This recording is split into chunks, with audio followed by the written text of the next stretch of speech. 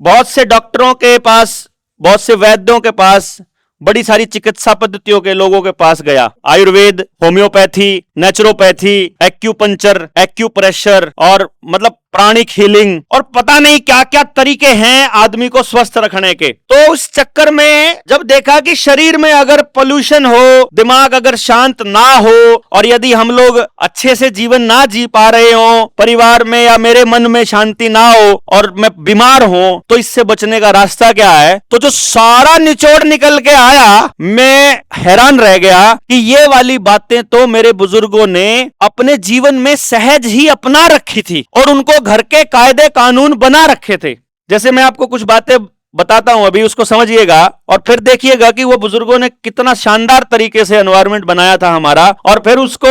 हम लोगों ने जब से छोड़ा है, क्या वाकई हमारी हालत ये हो गई है। अभी हमारे को डॉक्टर सूजन, जिन्होंने ये वैक्सीन लगाई, जिन्होंने वैक्सीन का डिटॉक्स निकाला था, जो कोरोना वाली वैक्सीन है जिसके शरीरों में खराब हो गया, उसका टॉक्सिन निकालने का एक तरीका निकाला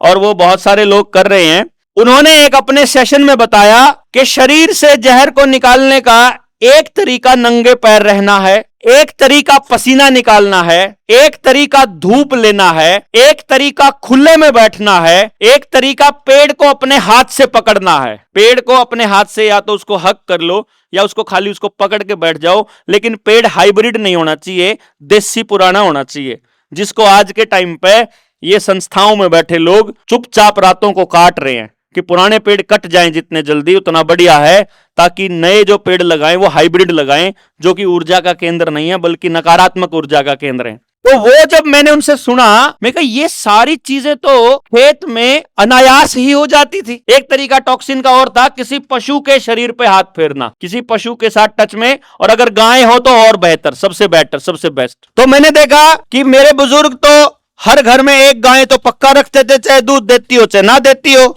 और वो तो खेत में नंगे पैर ही रहते थे, बल्कि घर के अंदर भी साड़ थी, कच्चा था, वो नंगे पैर ही रहते थे। फिर मैंने देखा कि वो तो, जबकि उनके पास ऐसा नहीं था कि टेक्नोलॉजी नहीं थी, वो खड़े होकर के बरसीन काटने वाला जो दरांता है वो बना सकते थे उस टाइम पे भी। लेकिन उन्होंने क्या कहा, ना दराती के साथ, आत के साथ बैठ के काटेंगे। बैठ के काटना ये बताया बुजुर्गों ने कि अगर छोटी आंत बड़ी आंत को ठीक रखना है तो उकड़ू बैठना जरूरी है। तो मैं तो आपा तो साल 6 महीने में तो एक पूरा सीजन 10-10 दिन तक उकड़ू ही बैठे रहा करते, गेहूं काटन में, जीरी काटन में। उन्होंने बताया कि पेड़ को पकड़ना, जैसे मैंने बताया, हाथ से काटना, नंगे पैर रहना, धूप लेना बहुत जरूरी है अगर आप अपने को हेल्दी रखना चाहते हो, स्वस्थ रखना चाहते हो।